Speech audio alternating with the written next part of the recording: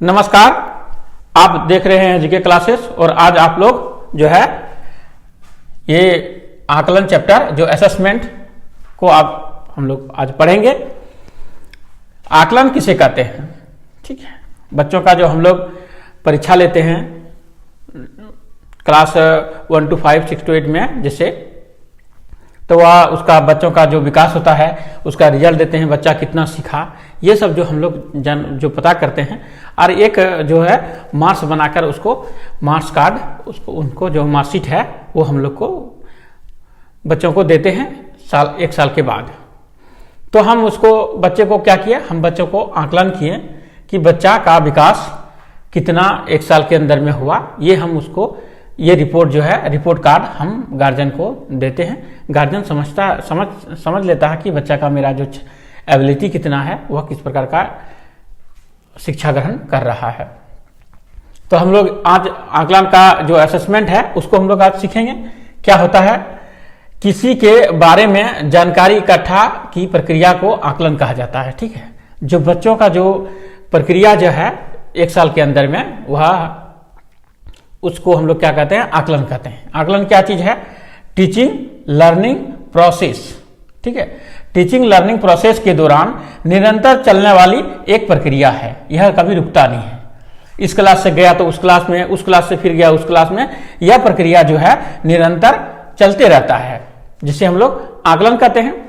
आकलन जो होता है, आकलन ये जो है दो प्रकार का होता है। आकलन कितना प्रकार का होता है, दो प्रकार का आकलन होता है। कौन सा आकलन होता है, एक होता है, पहला होता है रचनात्मक आकलन। रचनात्मक आकलन को हम लोग क्या कहते हैं, फॉर्मेटिव असेसमेंट, ठीक है। तो फॉर्मेटिव असेसमेंट हम लोग FA के नाम से जानते हैं, ठीक है। अब दूसरा जो है योगात्मक आकलन, ठीक है। योगात्मक आकलन को हम लोग सबमेटिव असेसमेंट के जानते हैं, जिसको हम लोग बोलते हैं SA। यह जो है 50 नंबर का होता है, यह भी 50 नंबर का होता है एक साल के अंदर में।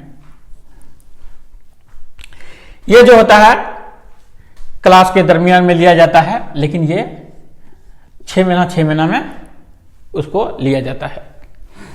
तो यहां पर जो है आप देखिए, ये रचनात्मक जो आकलन है, फॉर्मेटिव असेसमेंट, ये क्या होता है, ये क्या होता है, पढ़ने के दौरान किया गया आकलन रचनात्मक आकलन कहलाता है। जो बच्चा पढ़ते हैं उसी के दौरान में बच्चे को खड़ा करके हम पूछ लिए कि इस कहानी का नाम बताओ, या ऐसा कुछ जो भी कुछ पूछ लेते हैं, मौखिक रूप में कुछ पूछते हैं, तो वह क्या होता है, हमारा जो है फॉर्मेटिव असेसमेंट कहलाता है। आकलन पढ़ने के दौरान किया गया आकलन को रचनात्मक आकलन, फॉर्मेटिव आकलन कहला जाता है। ये बच्चों के बारे में जानकारी का सबसे उत्तम तरीका है। यह बच्चों का जो है, जैसे हम लोग प्रश्न पूछेंगे वह बनावटी कुछ भी नहीं बता पाता है। जो जानता है वही वो जवाब दे सकता है, जिसको हम लोग इंटरव्यू साक्षात्कार के रूप में जानते हैं। दूसरा है योगात्मक आकलन, ठीक है। योगात्मक आकलन को हम लोग कहेंगे सबमेटिव असेसमेंट, ठीक। साल के अंत में किया जाने वाला आकलन योगात्मक आकलन कहलाता है। यह एक साल के अंत में, ठीक है, यह साल के अंतिम में किया जाता है, और इसी के आधार पर ये इसका भी मार्क्स और इसका मार्क्स दोनों का मिलाकर एक रिपोर्ट कार्ड बनता है। उसके बाद वह बच्चे को दिया जाता है, उसके बाद दूसरा क्लास के लिए प्रमोट कर दिया जाता है। ये आप जान गए कि ये रचनात्मक आकलन क्या है और योगात्मक आकलन क्या है, ठीक है। कुछ पॉइंट्स है जो इस प्रकार है।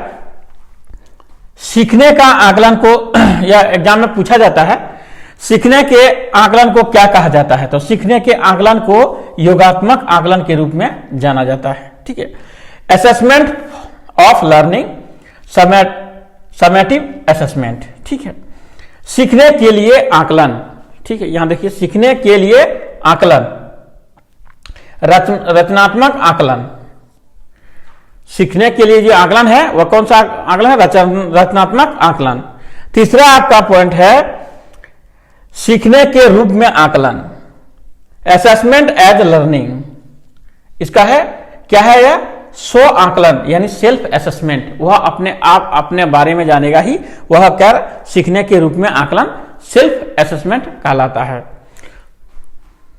इस जो आकलन का चैप्टर जो है इतना ही है बस। अगर आपको वीडियो अच्छा लग रहा है तो कृपया करके लाइक और सब्सक्राइब करें। धन्यवाद।